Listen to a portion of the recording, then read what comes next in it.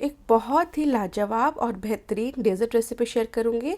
Fruit custard यूँ तो बहुत आसान है बनाना, घर में बहुत इजीली बन जाता है, पर कुछ कुछ बातों का ध्यान रखना पड़ता है जिससे कि हमारा कस्टर्ड ना ज़्यादा गाढ़ा रहे ना पतला रहे। तो सब छोटी छोटी बातों को लेके एक बहुत ही प्यारा रेसिपी मैं बनाई हूँ, आप लोगों को बहुत अच्छा लगेगा। और कितना सुंदर दिख रहा है मेरा फ्रूट कस्टर्ड, देखिए परफेक्ट गाढ़ा है। फ्रूट्स ढेर सारा मैं सीजनल यूज़ की हूँ, आपके पास जो हो आप वो यूज़ कर सकते हैं। और इस तरह से कस्टर्ड बना के आप अपने फ्रेंड्स फैमिली के साथ शेयर कर सकते हैं, बहुत यमी लगता है। और इसका खास बात है कि हम इसको पहले से प्रिपेयर कर सकते हैं और जब ज़रूरत हो तो इसको सर्व कर सकते हैं। तो सूज फूड कॉर्नर का स्पेशल फ्रूट कस्टर्ड। नमस्कार, मैं हूँ शुभंकरी और आप सबका स्वागत करती हूँ मेरे चैनल सूज फूड कॉर्नर पे। उम्मीद करती हूँ कि आप सब ठीक होंगे। मेरे चैनल पे अगर आप नए हैं तो प्लीज़ सब्सक्राइब कर लीजिएगा और बेल बटन को टैप करना बिल्कुल मत भूलिएगा। बेल बटन पे ऑल पे क्लिक कीजिएगा। और मेरे वीडियोस को इतना पसंद करने के लिए आप सबके बहुत बहुत धन्यवाद। तो पहले एक पैन में मैं 500 ml मिल्क ली हूँ। नॉर्मल ये पैकेट वाला ही दूध है। इसको हमको एक बॉयल आने तक उबालना है। तो जब एक बॉयल आ जाएगा इसको हम लो मीडियम कर लेंगे। मैं ये नॉर्मल पैकेट वाले कस्टर्ड से ही ये कस्टर्ड बना रही हूँ। वनीला फ्लेवर का मैं ये कस्टर्ड पाउडर यूज़ की हूँ। तो बस आप चाहें तो इसका दूसरा फ्लेवर भी ले सकते हैं, पर प्लेन वनीला फ्लेवर बेसिक रहता है तो मैं ये ली हूँ। तो जब एक उबाल आ जाएगा 3 से 4 मिनट इसको थोड़ा सा उबाल लेंगे ताकि दूध थोड़ा सा हल्का सा डेंस हो जाए। तो 3-4 मिनट लो मीडियम फ्लेम में उबालने के बाद इसको मीठा करने के लिए हम चीनी यूज़ करेंगे। तो मैं आधा लीटर दूध के लिए यहाँ पे 100 ग्राम या लगभग 1 कप ली हूँ। कम ज़्यादा अपने टेस्ट के हिसाब से कर सकते हैं। याद रहे कि इसमें हम फ्रूट्स भी डालेंगे, फ्रूट्स का अपना मिठास रहता है। तो आप एक बार बना लें तो अंदाज़ा मिल जाएगा, उसके हिसाब से आप कर सकते हैं। चीनी डालने के बाद लो मीडियम फ्लेम पे इसको पकाना है, हाई नहीं करना है, नहीं तो ये नीचे से लगने लगेगा। तो जब तक ये पक रहा है, पूरा फ्लेम लो है, आप देख पा रहे होंगे हल्का हल्का बुदबुदा उठ रहा है, इसको पकने देते हैं। तब तक हम एक और प्रिपरेशन कर लेते हैं। एक छोटा वाले कटोरे में ना अलग से मैं लगभग आधा कप, चाय वाले कप में आधा कप होगा या 50 ml के आसपास ये होगा शायद, उतना मैं दूध ले ली हूँ। इसमें 2.5 बड़े चम्मच कस्टर्ड पाउडर डालूंगी। ये जो दूध है ना ये आधा लीटर के अलावा ली हूँ, उससे ना लें। गरम दूध नहीं चाहिए हमको, ये रूम टेम्परेचर का हमको दूध चाहिए। गरम दूध में ये गिट्टी पड़ जाएगा।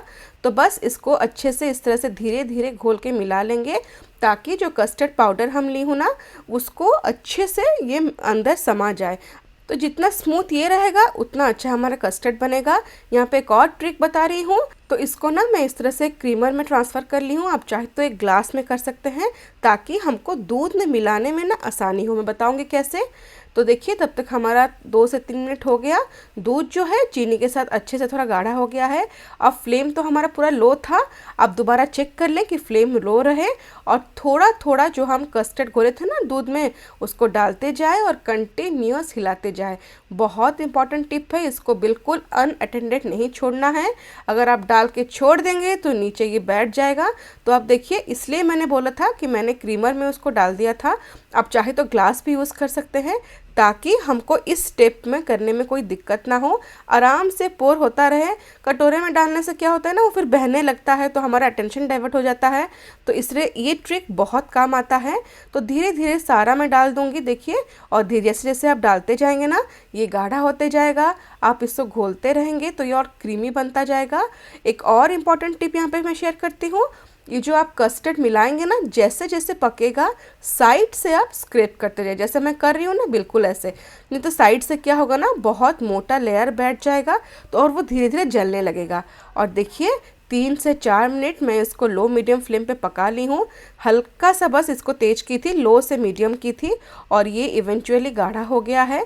कैसे पता चलेगा हमको कि हमारा जो कस्टर्ड है ये ऑलमोस्ट पक गया है? तो हल्का हल्का बुदबुदा उठने का, जो उसमें बबल्स उठेगा ना उसका जो इंटेंसिटी है आप जान पाएंगे गाढ़ा गाढ़ा उठ रहा है।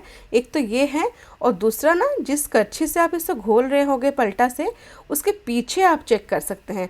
तो वो मैं बताऊंगी कैसे। देखिए ये मुझे लग रहा है मेरा ऑलमोस्ट हो गया है क्योंकि इसका जो बुदबुदा उठने का जो स्पीड है वो घट गया है और इसके पीछे एक अच्छा सा क्रीमी लेयर आ जाएगा।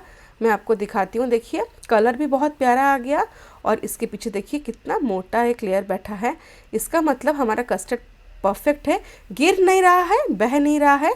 जो हमें निशान बनाए वो पूरा अच्छा है।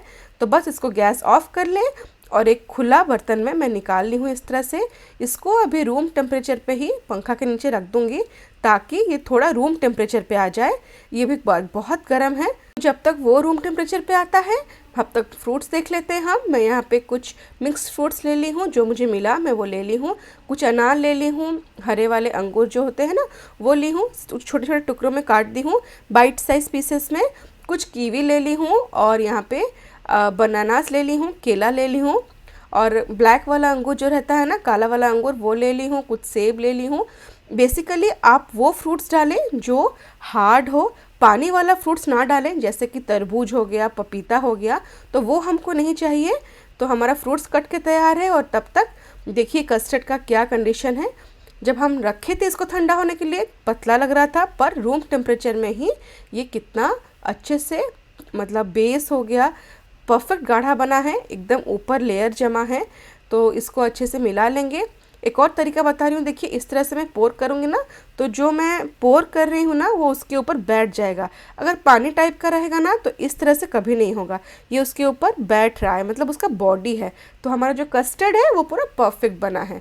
तो इस स्टेज पे आप चाहे तो इसको ठंडा करने के लिए फ्रिज में रख सकते हैं, फिर कटा हुआ फ्रूट्स डाल के उसको खा सकते हैं, या फिर जैसे मैं कर रही हूँ थोड़े थोड़े फ्रूट्स इस वक्त डाल दें, बाकी आधा फ्रूट्स रख लें। तो सारे फ्रूट्स में से मैं अंगूर, बनाना, कीवी, थोड़े से अनार, Apple, black grapes, green grapes सब थोड़ा थोड़ा डाल दी। जितने फ्रूट्स में ली थी बाकी थोड़ा थोड़ा मैं रख ली हूँ।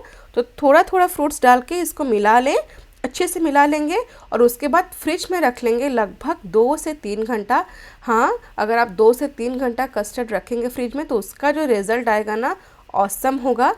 और अगर बच्चे हैं घर पे, आप भले ही थोड़ा उनको अवॉइड करें, कुछ उनके लिए बाहर रख लें, पर एडल्ट्स के लिए ठंडा किया हुआ सेट किया हुआ क्रीमी कस्टर्ड इस तरह से लगेगा फ्रिज में रखने के बाद। देखिए एकदम परफेक्ट कंसिस्टेंसी है। और सारा कस्टर्ड को मैं एक सर्विंग बॉल में निकाल दी। अब जो बचा हुआ फ्रूट्स था ना उसको इसके ऊपर डाल दूंगी इस तरह से। आप चाहें तो छोटी छोटी कटोरियों में निकाल के भी सेट कर सकते हैं। और सारे बचे हुए फ्रूट्स को मैं ऊपर सजा दी हूँ। देखिए कितना प्यारा लग रहा है मेरा कस्टर्ड। और मेरा कस्टर्ड इतना अच्छा बना है उसका एक और सबूत है, जो मैं फ्रूट्स में ऊपर डाली ना वो उसके ऊपर बैठा, ये नहीं कि अंदर श्रिंक हो गया। इसका मतलब ये पानी वाला नहीं बना है, पूरा परफेक्ट बना है। तो बेहतरीन कस्टर्ड बना है। छोटी छोटी बातें मैं बहुत शेयर की हूँ। पानी वाला फ्रूट्स बिल्कुल मत ले, और कैसे हम कस्टर्ड सेट करेंगे ताकि परफेक्ट क्रीमी एकदम आइसक्रीम की तरह बनता है। और जैसे मैंने बोला, आप पहले से कस्टर्ड बना के फ्रिज में रख ले, फ्रूट्स काट के रख ले, और जब किसी को सर्व करना हो तो तुरंत मिला के सर्व करें। काफ़ी प्रैक्टिकल डेजर्ट है।